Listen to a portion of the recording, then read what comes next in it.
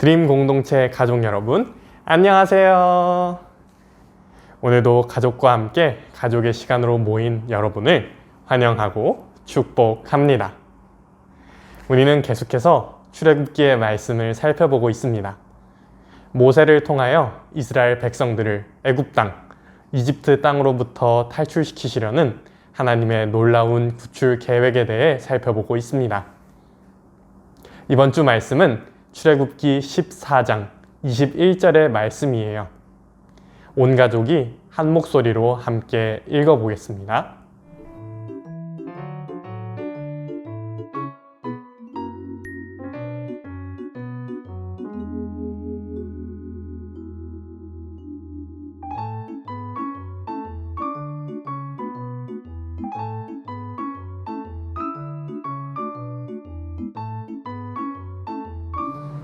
지난주 우리는 10가지 재앙을 통해 이스라엘 백성을 이집트로부터 탈출시키신 것을 보았어요.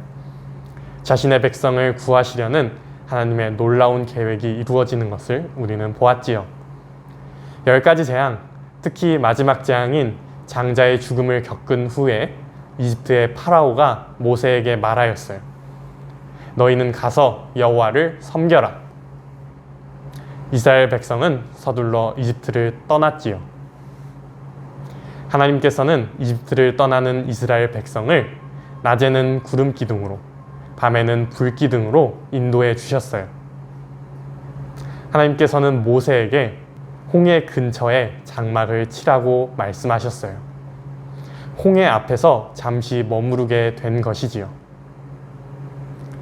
그런데 이때 파라오가 마음을 바꾸었어요. 노예였던 이스라엘 백성을 괜히 내보내서 부려먹을 사람이 없어졌다고 생각한 것이었어요. 그래서 파라오는 군대를 이끌고 이스라엘 백성을 뒤쫓았어요. 이스라엘 백성이 장막을 친 홍해 근처까지 찾아온 것이었어요. 이 모습을 본 이스라엘 백성은 두려움에 사로잡혀서 소리쳤어요. 우리가 이집트를 떠나지 말았어야 했어요. 괜히 이집트를 나오겠다고 해서 우리 모두 다 죽게 생겼어요. 그러나 모세는 이렇게 말했어요. 여러분, 두려워하지 마십시오. 여러분은 하나님께서 우리를 어떻게 구원하시는지 지켜보십시오. 저기 보이는 저 이집트 사람들을 이제 다시는 보지 않을 것입니다. 하나님께서 모세에게 이렇게 말씀하셨어요. 손을 바다 위로 내밀고 홍해를 갈라 이스라엘 백성이 마른 땅을 지나가게 하여라. 모세가 바다 위로 손을 내밀자 정말로 홍해가 갈라졌어요.